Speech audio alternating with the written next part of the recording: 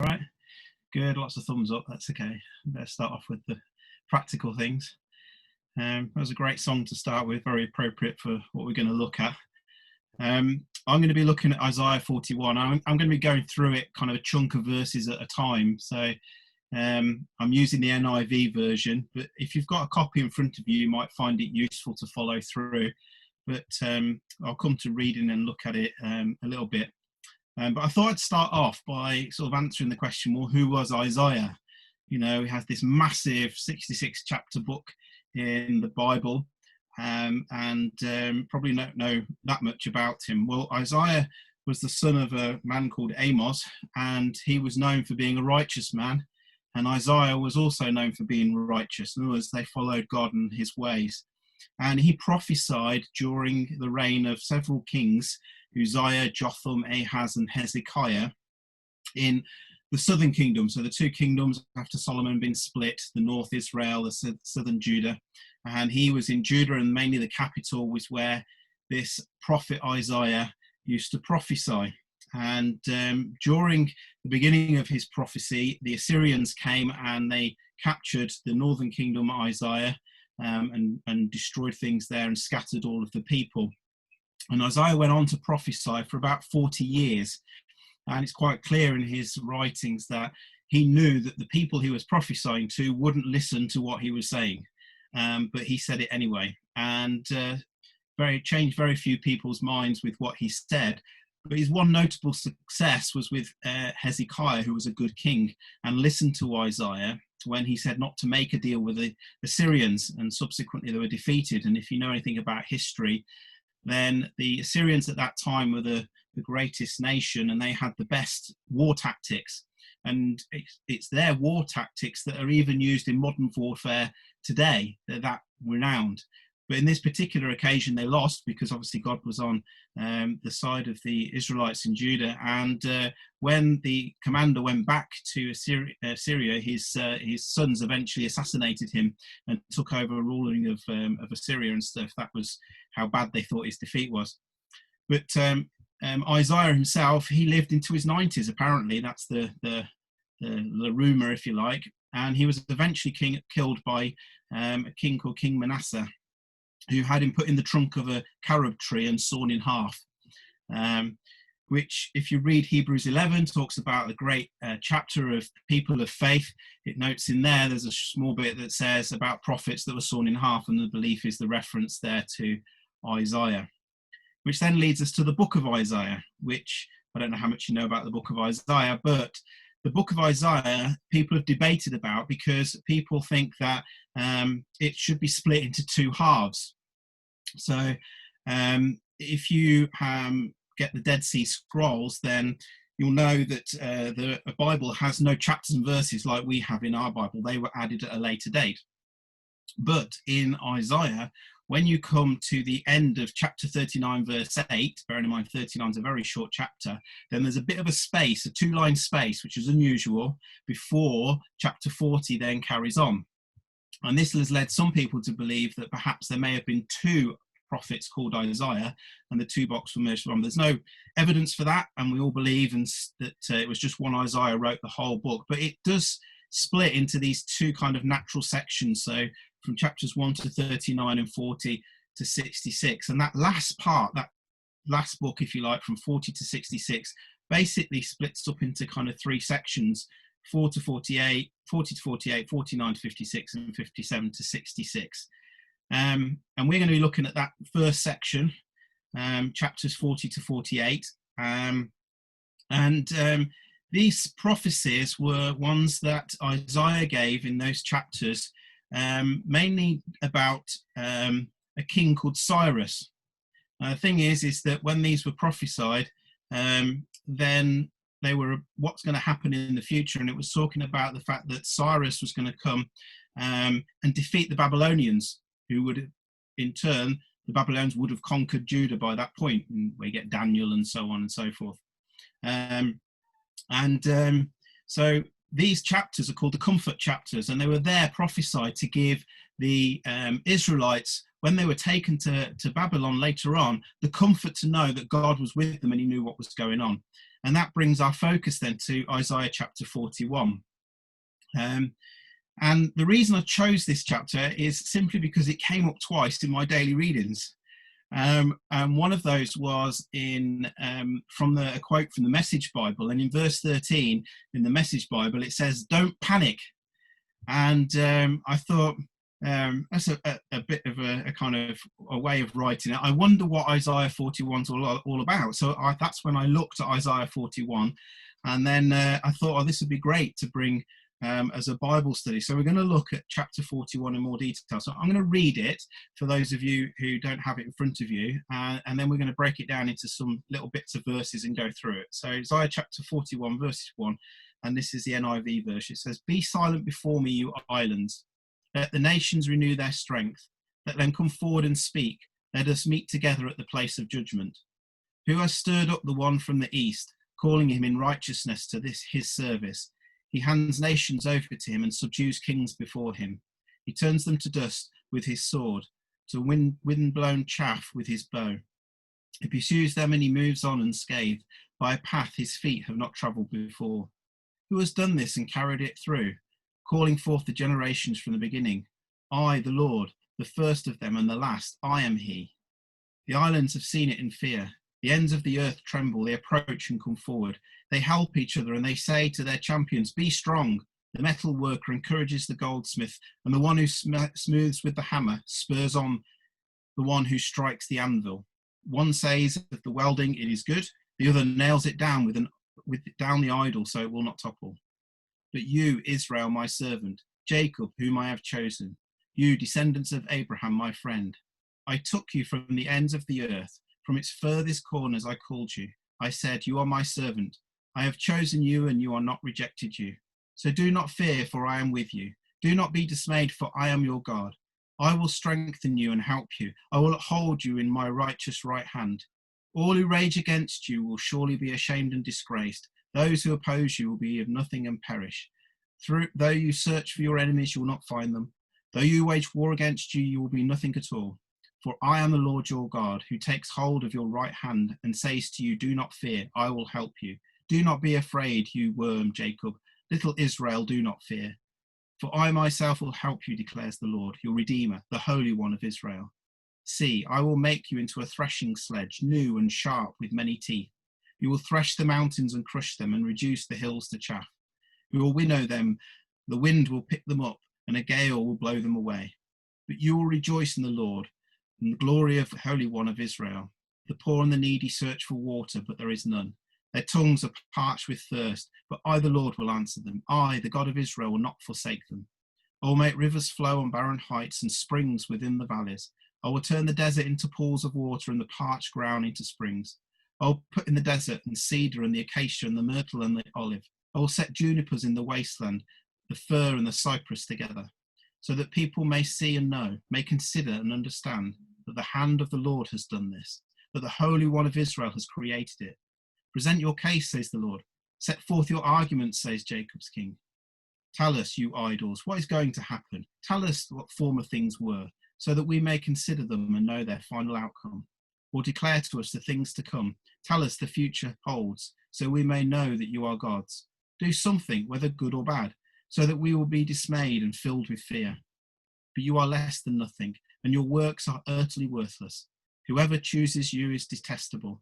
I have stirred up one from the north, and he comes, one from the rising sun who calls on my name.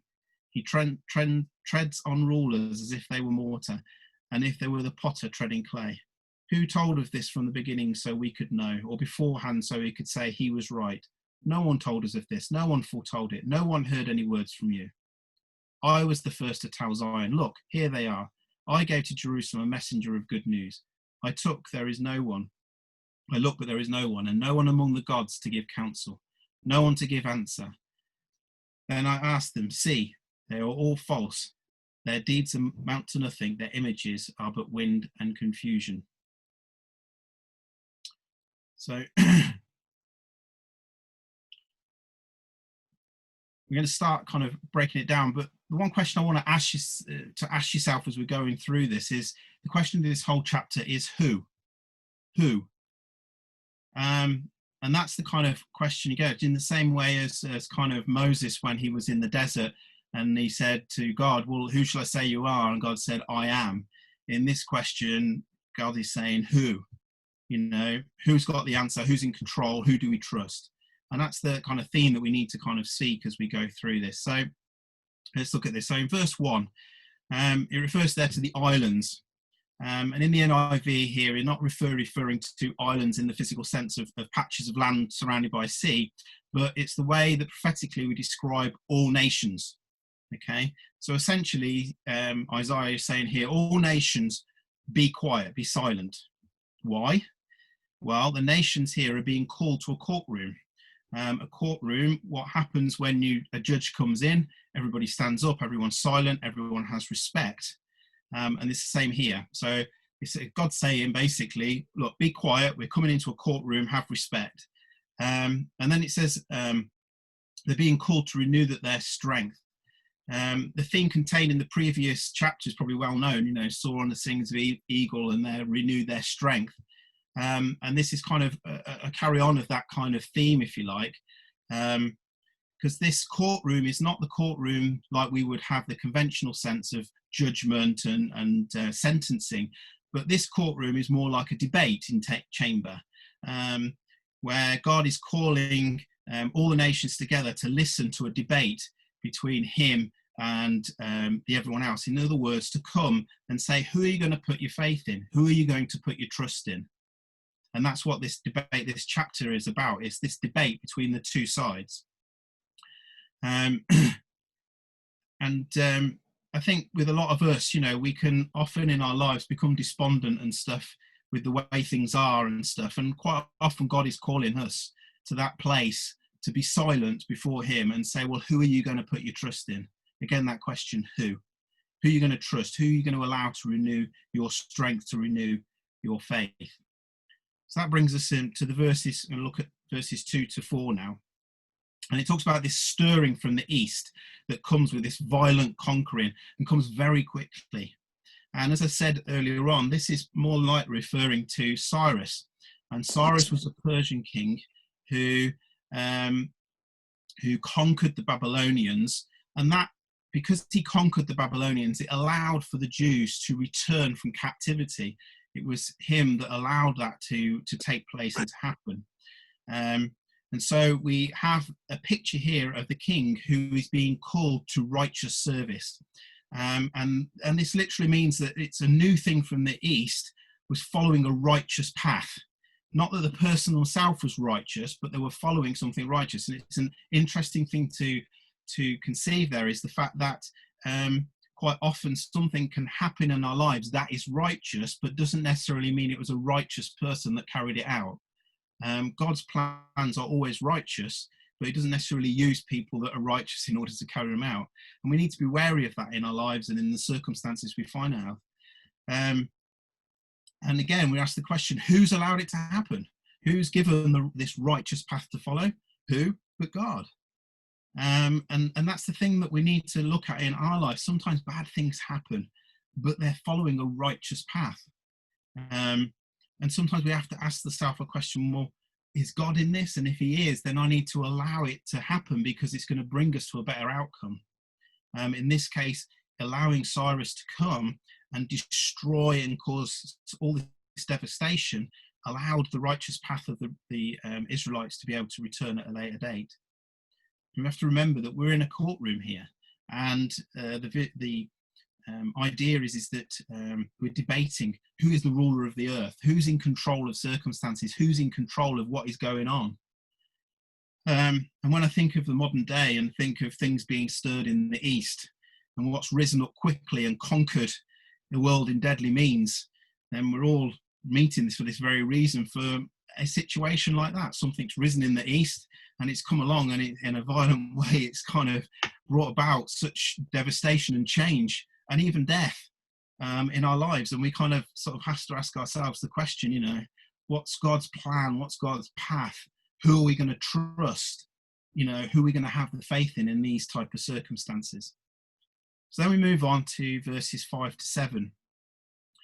And this is God observing the world's response to him saying what's going to happen. So when God reveals himself as a ruler by turning the world upside down and making things happen that are unexpected, then who do we turn to in those circumstances? And quite often we can turn to a man-made answer. The typical sequence of things which happens here is we have this universal nervousness, which is in beginning of verse 5, which drives humankind to a collective security, and then a brotherhood of fear. And out of this emerges the need to have power, spiritual power on their side. But the product of that cannot exceed its source. In other words, the human skill, the human approval, the human stability. A humankind gods can only project humankind weaknesses. So anything we can produce is always going to be inherently weak because it can only go as far as we can produce it. And it's the times that Isaiah is prophesying into here. It's the revelation of God's power that drives people to make idols and put other things. In other words, things happen that go bad, and people are always looking around and turning, trying to find. In Isaiah's time, they were finding idols. They were manufacturing idols. We've got to build a bigger one, a better one, use more skilled people, and so on and so forth. And we have to be careful that we don't fall into the same trap sometimes. Over the last few months, in vast numbers, people have been seeking out explanations for what's going on around the world. Subscribers to online church meetings have soared. I don't know whether you know, but it was the summer solstice the other day, and they had a virtual thing at Stonehenge, and people tuned into it in the millions on YouTube. The world's been turned upside down, and people are seeking for some explanation of the power that is greater than what we can sum up, because we know that what's happening is greater than us because of what it's done to us. And the question is to whom do we turn in these type of situations? Do we look to science? Do we look to the human explanation? Or do we turn to God? And don't get me wrong, does that mean we shouldn't follow the scientific advice and all that stuff? No, we definitely should. But the underlying pattern of it all and so on is, who do we turn to? Do we turn to God, or do we turn to man? Do we look to man's way of doing things, or do we turn to God's way of doing things? Do we say, well, if this is God's plan, how is it going to work out in my life?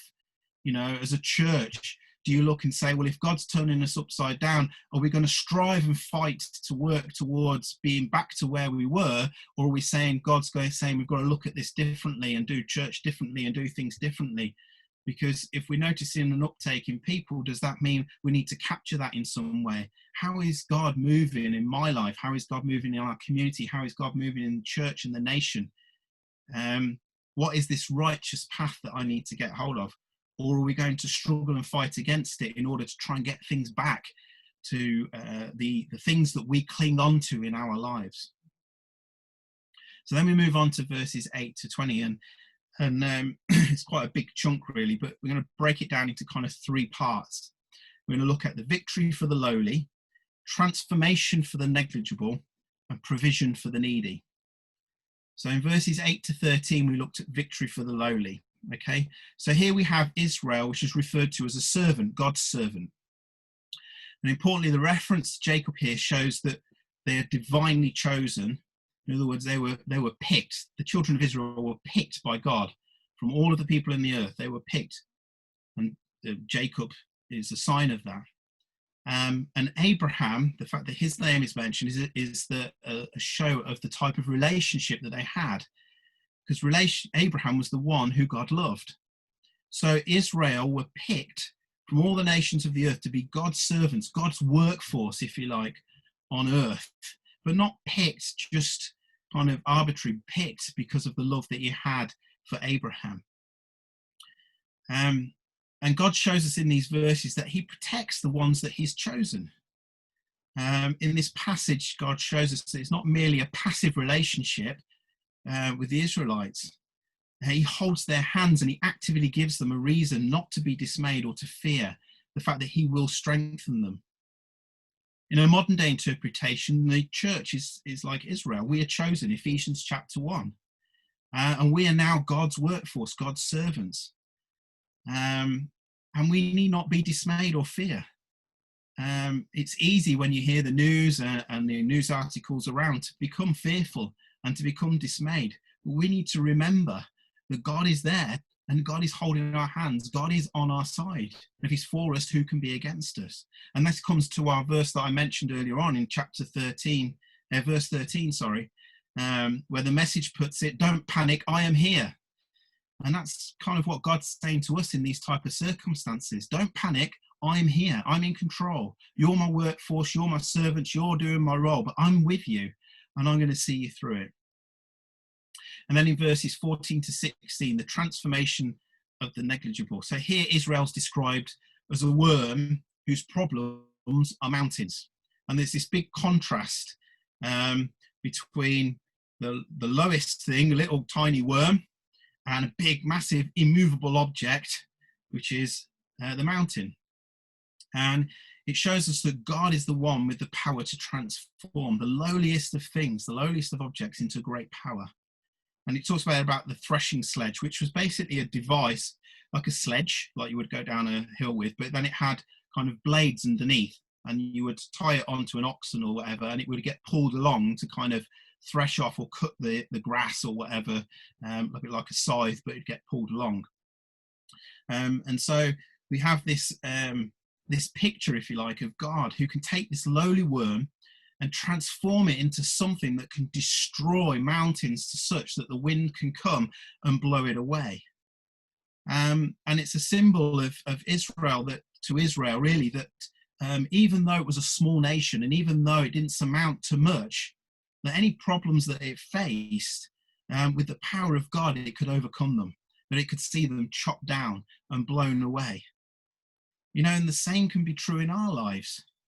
You know, we can know the resurrection power of Jesus in our lives.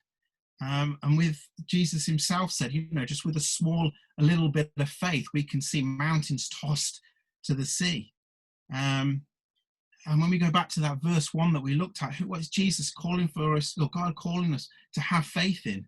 Who is it we're calling to renew our faith in? And that's in God. If we can have just a little bit of faith in the circumstances that we go through, even though we may feel as lowly as a worm, we can get the power through God to see any mountain that's in our lives threshed down and to disappear. And through the power of the Holy Spirit, blown away and out of the circumstances. You know, we need to allow God to take hold of our lives, not fear, to allow him to transform us. You know, the New Testament tells us about the first being last, about the weak being strong in God's power. And we need to take hold of those promises and those words when we come across the problems that we face and things that many are going through in these type of times at the moment. And the question, again, we always come back to, you know, but to what end? To who? Who? To God, to see God glorified. It's not for our benefit, you know, but God's power manifest through that tiny nation of Israel was so that God could be glorified, so Israel could show the rest of the world, look, this is the power and the might of God. And if we're the modern day Israel, then the same is true in our lives. When we power through the problems and the things, when people say, how come you've got no fear and not dismayed? How come you're so resilient? We can say, because I've got a God who's with me, and give him the glory for everything that happens in our lives. So then verses 17 to 20, the provision for the needy. So God now turns to the provision for the lowly, the worst in society. And these verses are very much based on Exodus chapters 13 to 17, if you want to read Moses's words there. And we're talking about the people in society who are most burdened with the most needs. And the inference here is that if we pray to God out of dire circumstances, knowing he's the one that can provide, then he will answer. And you see in these verses that God is offering provision not just to anybody, provision to the desert traveller. In other words, the person who's come out of the worst circumstances. And what does a desert traveller require? They require water and they require shade. And the Lord's answer to prayer here comes with innovation. So he brings rivers on barren heights, multiplication, the springs where water already flowed in the valleys, and transformation, desert and parched ground becoming pools and streams. The trees that are all mentioned there, they're not fruit trees in order to give substance. They're all trees that provided shade. And it shows that all coming together at once, it must have been a dramatic miracle. In other words, you don't suddenly get a whole load of trees and a whole load of water suddenly appear in the desert for a weary traveller. Only that can happen with the power and the miraculous power of God. And the same is true, is what he was saying to the Israelites here, that when you are in the place of most need, in the desert, in the direst of place, if you call out to me, I will answer in a miraculous and powerful way to provide what you need, shade and water. And I believe God's calling us as Christians in the world, in our country, in our city, in our areas, to follow the same sort of pattern, to not shy away from the needs of the people in our community. As Christians, we're called to be his workforce, his servants. We're called to show his glory, and therefore we can do that in trying to meet the needs of the worst off and the lowliest and the ones that are struggling at this time in our society.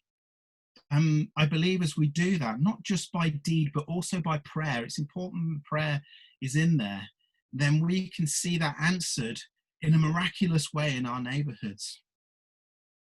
We need to be the righteous service that God is calling, the Master is calling us to be. And verse 20 there is essentially a kind of closing remarks of God in his courtroom argument that he started in verse 1. So verses 21 to 24 then, God's now then asking for those in the courtroom to give a reply. He's set out his argument that he's the divine ruler that's in control. And he basically points back and he says, well, idols of falseness, there's no answer. They can't predict what will happen or make what will happen. Only God can do that. And I wonder, how often do we look for answers in the world around us rather than focus on being the one who can make things happen, the one who knows what's going to happen. You know, the word verses there talk about the fact that these idols are useless, and I wonder what we put our hope in our lives. Do we put it in the who, the one who can provide, or not? And then in verses 24 to 29, this is kind of finishing it off. This coming from the north is still a reference to Cyrus. If you know anything about the geography of the land, if you were coming from the east, from Babylon, the modern day Iraq, to Israel, you didn't go straight across because there was a massive desert in the way and your army would basically die out on the way. So you would have to go up and follow the path round where all the rivers and the water was, and round and then back down. So if Cyrus was to conquer that area, he would then have to come from the north. So that's why it says the reference of the coming from the north there, still in this reference to Cyrus coming, this prediction about what's going to happen that no one else could know. And again, he says, who's going to say it's going to happen? No one but God. There's no reply from anyone else in the world that can say, I'm as great as God. I know what's going to happen. I'm the one that's in control. Everything that anyone else tries to do always ends up amounting in nothing, which is what it talks about there. So the question is for us today, who are you going to put your trust in? Who are you going to put your faith in? Who are you going to do your deeds for?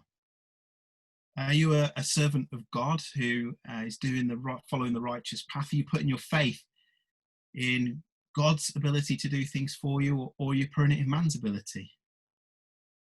Are you putting energies into the pursuits of man or that won't last? Or are you putting your energies into the pursuits of God, which will last forever? Do we serve a God in faith, doing his deeds that will help the lowest and the poorest in society, knowing that he's in control and we needn't fear or be dismayed about what goes around us? Who do we really believe is the ruler of the earth? Thank you.